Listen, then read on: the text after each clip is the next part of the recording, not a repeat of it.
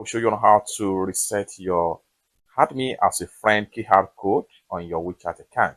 Let me show you how. The very first thing you need to do is open up your WeChat.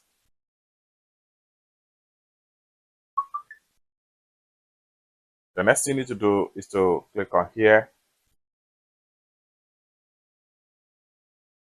The next thing you need to do is to click on my QR code. The next thing you need to do is to click on these three dots from the top. The next thing you need to do is to click on reset QR code. After resetting it, you will obtain a new QR code and the previous one will be invalid. What you need to do is to click on reset right here. Once you click on reset, this QR code here will no longer be useful with anyone that have it, except you send them a new QR code. It's that simple.